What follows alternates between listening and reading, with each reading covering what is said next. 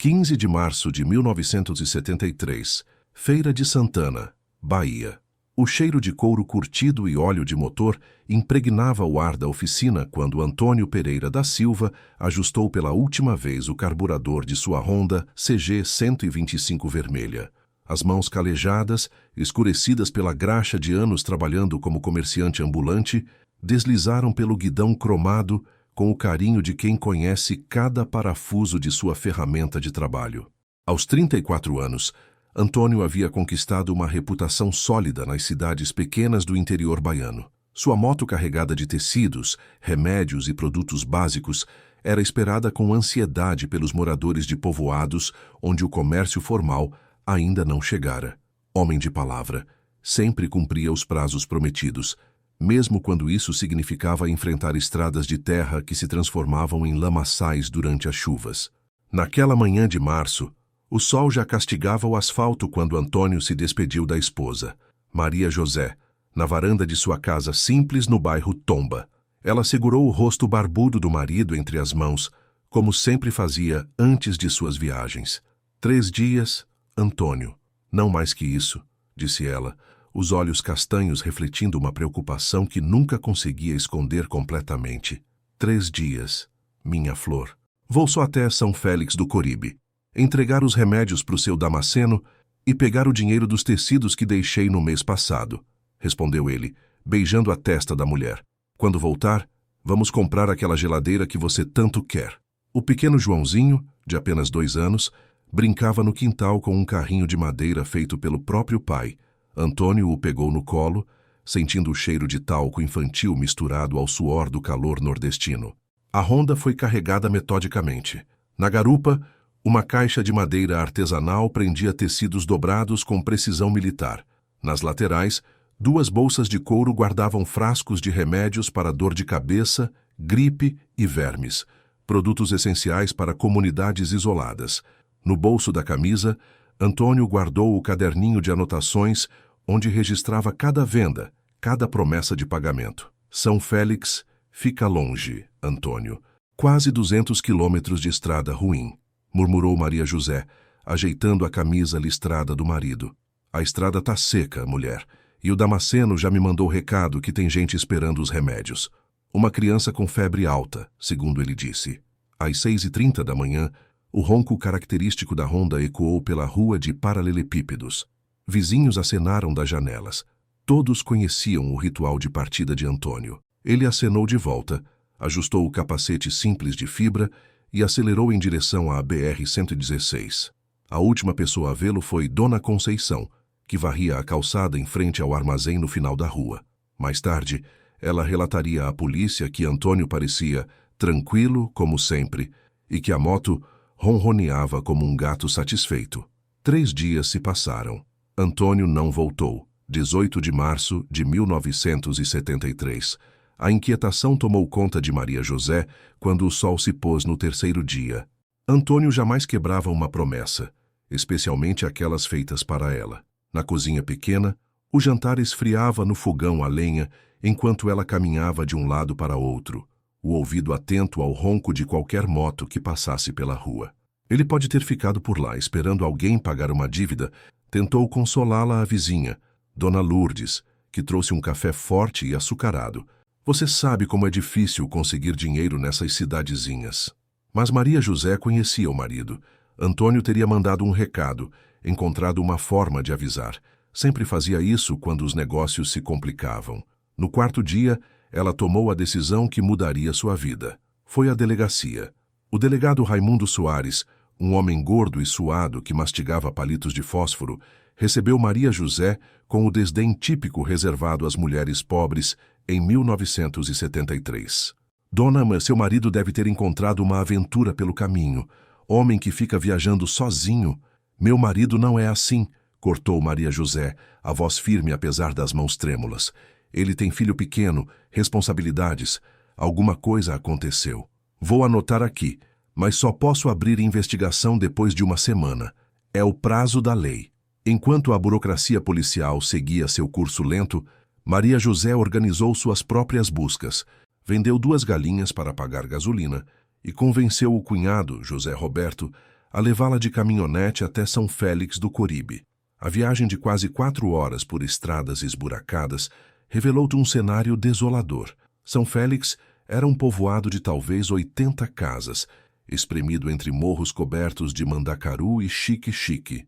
O comerciante Damasceno, um homem magro de bigode grisalho, confirmou que esperava Antônio há dias. Ele sempre chega quando diz que vai chegar, Dona Maria. Dessa vez não apareceu. Tenho gente doente aqui esperando os remédios. Percorreram cada casa, cada bar, cada oficina improvisada. Ninguém havia visto a ronda vermelha de Antônio. Era como se ele tivesse evaporado na imensidão da Caatinga. Tem muita estrada secundária por essas bandas, explicou um vaqueiro local. Às vezes o pessoal pega atalho e se perde, ou a moto quebra no meio do nada. Durante 2 semanas, José Roberto e outros parentes vasculharam as estradas vicinais. Encontraram ossadas de boi, restos de caminhões abandonados, até uma geladeira enferrujada no meio da mata seca, mas nenhum rastro de Antônio ou de sua moto. A polícia, quando finalmente agiu, limitou-se a telegrafar para delegacias vizinhas. O boletim de ocorrência, uma folha amarelada datilografada com erros, descrevia comerciante desaparecido em viagem de negócios, sem sinais de violência. Os meses se arrastaram. Maria José vendeu os poucos bens que tinham para sustentar o filho.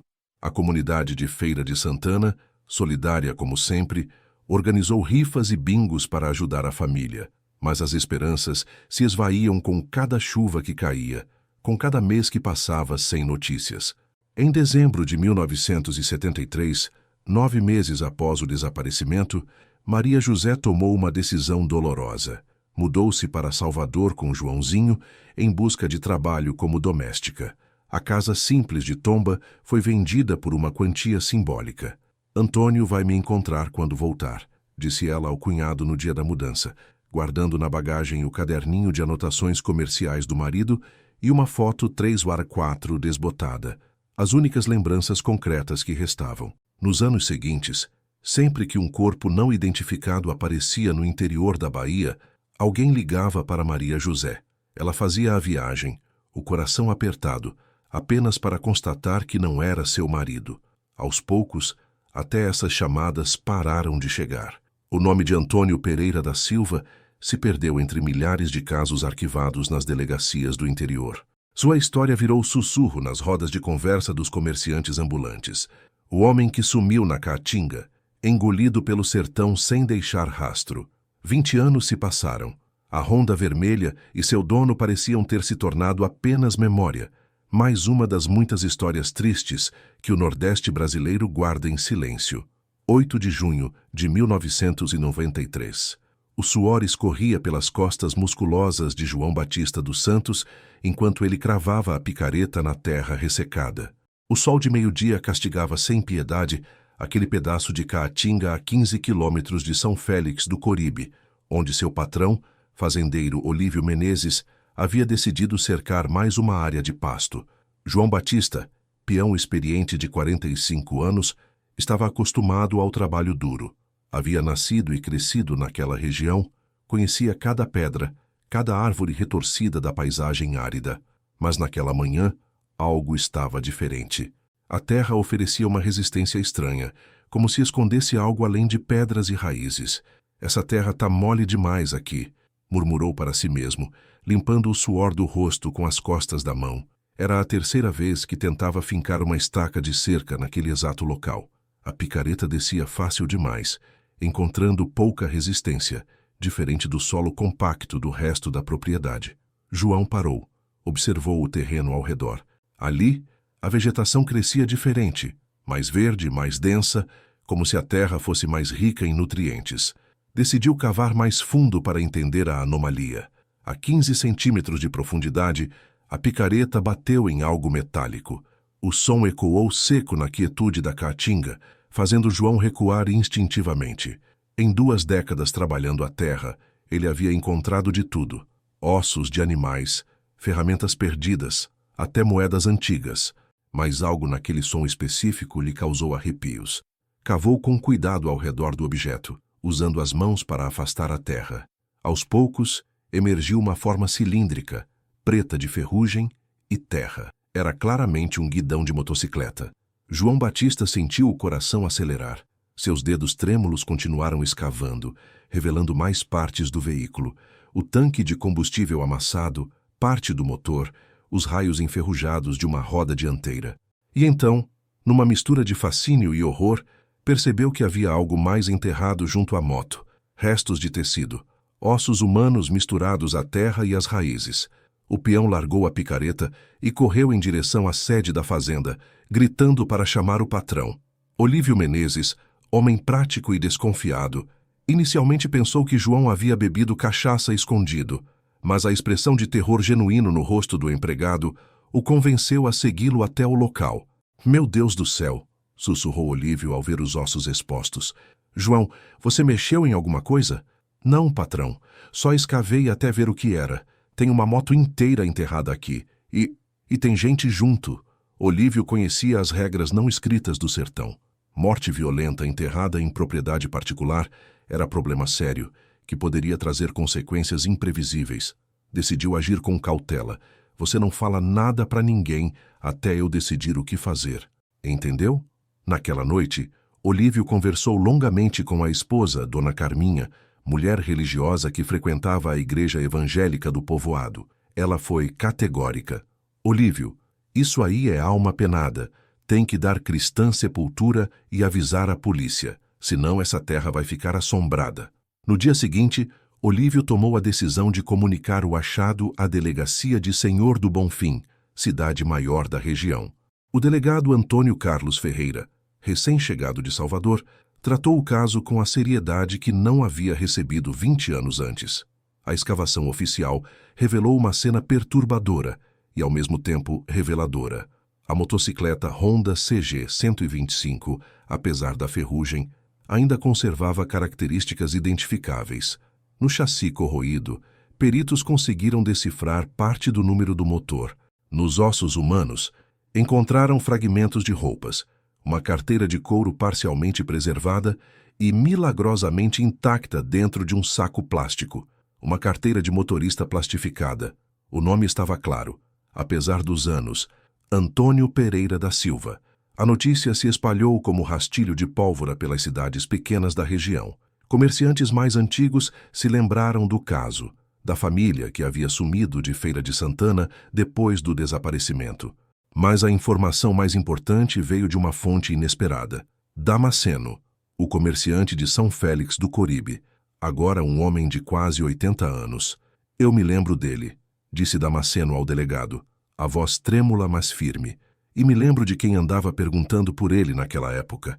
Tinha um sujeito que ficou meio nervoso quando soube que o Antônio ia passar por aqui. Dizia que o comerciante lhe devia dinheiro.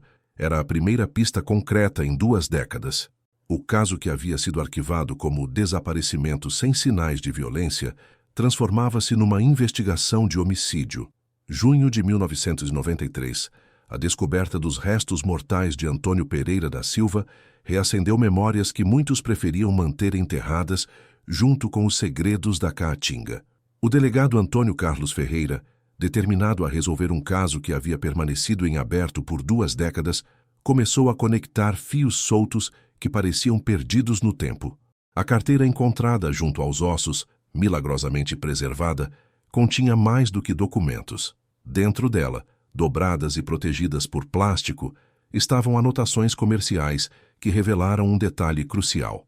Antônio havia registrado uma dívida considerável com alguém identificado apenas pelas iniciais ZF, 500 cruzeiros, quantia significativa para 1973. O comerciante Damasceno, agora com a memória revigorada pela descoberta, recordou-se de mais detalhes. Sentado na varanda de sua casa simples, com o delegado tomando notas num caderno novo, ele reconstituiu os eventos de março de 1973. O homem que perguntou pelo Antônio se chamava Zacarias. Zacarias Ferreira. Tinha uma oficina mecânica ali perto de onde acharam o corpo, disse Damasceno, apontando na direção das terras de Olívio Menezes. Ele apareceu aqui 2 dias antes do Antônio chegar, perguntando se eu sabia quando o comerciante ia passar. E o que mais você se lembra desse Zacarias? Homem nervoso. Dizia que o Antônio lhe devia dinheiro de uma compra de peças para moto. Mas tinha alguma coisa esquisita no jeito dele falar, como se fosse mais do que uma simples cobrança. A investigação revelou que Zacarias Ferreira havia sido proprietário de uma pequena oficina mecânica na região entre 1970 e 1975. Depois disso, mudara-se para Goiás, onde montou um pequeno negócio de compra e venda de gado. Em 1993, aos 67 anos, vivia numa fazenda modesta próxima a Anápolis. O delegado conseguiu localizar Zacarias através dos registros de CPF. A viagem até Goiás foi autorizada como parte da investigação oficial e Ferreira foi abordado em sua propriedade numa manhã de julho, enquanto consertava uma cerca próxima ao curral. O homem que encontraram era bem diferente do mecânico jovem e nervoso descrito por Damasceno. Zacarias estava grisalho, curvado pelo tempo, mas seus olhos ainda conservavam uma inquietação característica quando o assunto Antônio Pereira da Silva foi mencionado. Antônio? Claro que me lembro dele, disse Zacarias, as mãos trêmulas ajeitando o chapéu de palha. Comerciante bom, sempre pagava em dia. Uma pena o que aconteceu com ele. O que exatamente aconteceu com ele, seu Zacarias? Foi então que a versão cuidadosamente construída ao longo de 20 anos começou a ruir. Zacarias contou que Antônio havia comprado peças para a moto, um carburador novo e pneus, mas que o comerciante prometera pagar na viagem seguinte. Quando Antônio não apareceu para quitar a dívida, Zacarias ficou irritado, mas depois se esqueceu do assunto. Vocês encontraram ele, foi? Onde? A pergunta soou natural demais, ensaiada demais. O delegado observou que Zacarias não havia demonstrado surpresa genuína ao saber que Antônio estava morto. Apenas curiosidade sobre onde o corpo fora encontrado. Confrontado com evidências, as anotações na carteira de Antônio, o depoimento de Damasceno, o fato de os restos terem sido encontrados próximos à sua antiga oficina, Zacarias manteve-se firme na versão inicial. Mas sua mulher, Dona Benedita, uma senhora de 65 anos que ouvia a conversa da varanda, fez uma observação que mudou tudo. Zacarias, você não disse que o comerciante morreu num acidente? Foi isso que você me contou quando a gente se mudou para cá. O silêncio que se seguiu durou longos segundos. Zacarias olhou para a esposa com uma expressão entre súplica e resignação. Dona Benedita, percebendo que havia dito algo importante, cobriu a boca com as mãos. O que acidente, Zacarias? Perguntou o delegado. Foi então que, depois de 20 anos carregando o peso de um segredo, Zacarias Ferreira finalmente falou. 25 de julho de 1993. Na delegacia de Senhor do Bonfim, com as janelas abertas para amenizar o calor sufocante, Zacarias Ferreira ajustou-se na cadeira de madeira e começou a contar uma história que guardara por 2 décadas. Suas mãos, marcadas pelo trabalho e pela idade, tremiam ligeiramente, enquanto o delegado ligava um gravador emprestado da rádio local. Antônio não era má pessoa, começou Zacarias, a voz baixa, mas firme. O problema é que ele descobriu uma coisa que eu não queria que ninguém soubesse. Em março de 1973, Zacarias Ferreira mantinha um negócio paralelo à oficina mecânica, receptação de motocicletas roubadas. Pequenos furtos de cidades maiores como Feira de Santana e Salvador chegavam até sua oficina, onde ele alterava números de chassi e revendia os veículos para compradores, sem muitas perguntas no interior. Era só para complementar a renda, justificou-se. A oficina não dava o suficiente para sustentar a família. Antônio, comerciante experiente e observador, percebeu irregularidades durante uma visita à oficina em fevereiro de 1973. Uma das motos na oficina tinha características muito similares à de um amigo comerciante, que havia sido roubado em Feira de Santana semanas antes. Ele ficou mexendo na moto, olhando o motor, fazendo perguntas. No final, disse que ia verificar umas coisas e que voltaria na próxima viagem. Zacarias sabia que Antônio havia desconfiado do esquema. Um comerciante honesto como Antônio certamente comunicaria às autoridades qualquer suspeita de receptação. A preocupação de Zacarias transformou-se em desespero quando soube, através de Damasceno, que Antônio voltaria à região em março. Eu não podia deixar ele falar com a polícia. Tinha família para sustentar, filhos pequenos. Se descobrissem a receptação, eu ia preso. Na manhã de 15 de março de 1973, Zacarias esperou Antônio numa estrada vicinal que ligava São Félix do Coribe à oficina. Quando o comerciante passou, Zacarias acenou, fingindo que precisava de ajuda com seu caminhão quebrado na beira da estrada. Antônio parou para me ajudar, como sempre fazia com todo mundo. Era o jeito dele. Sob o pretexto de mostrar o problema no motor, Zacarias levou Antônio até a parte traseira do caminhão. Lá, numa decisão que ele descreveu como coisa do momento, desespero de homem acuado, atacou o comerciante com uma chave inglesa. Eu só queria deixar ele desacordado, dar tempo de pensar numa solução. Mas bati forte demais. Antônio morreu na hora.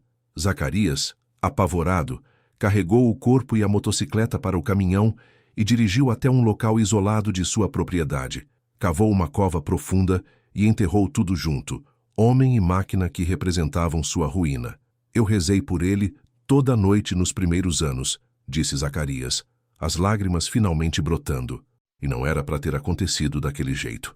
Durante 20 anos, Zacarias carregou o segredo, vendeu a oficina, mudou-se para Goiás, construiu uma vida nova, mas nunca conseguiu se livrar completamente da culpa.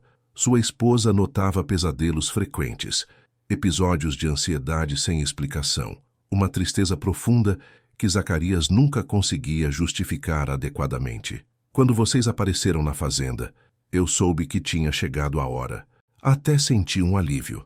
A confissão de Zacarias foi registrada oficialmente. Ele foi preso e posteriormente condenado por homicídio doloso, com atenuante de confissão espontânea. Na sua idade avançada, cumpriu a pena em regime semiaberto numa penitenciária de Goiás. Em agosto de 1993, Maria José recebeu uma ligação que mudaria sua vida mais uma vez. Aos 52 anos, trabalhando como doméstica em Salvador, ela ouviu do delegado Antônio Carlos a verdade sobre o que acontecera com seu marido 20 anos antes. A viagem de volta ao sertão foi dolorosa e necessária. Maria José, acompanhada do filho Joãozinho, agora João, homem feito de 22 anos, participou do funeral oficial de Antônio Pereira da Silva. O cemitério de São Félix do Coribe recebeu seus restos mortais numa cerimônia simples, mas digna. 20 anos esperando por esse momento, disse Maria José ao depositar flores sobre o caixão simples de madeira. Pelo menos agora ele pode descansar em paz. A Honda CG 125 vermelha, parcialmente restaurada como peça de evidência, foi devolvida à família após o julgamento. João decidiu reformá-la completamente, transformando-a num memorial ambulante do pai que não chegou a conhecer direito. Hoje, nas estradas do interior baiano, ainda é possível encontrar comerciantes ambulantes que se lembram da história de Antônio Pereira da Silva.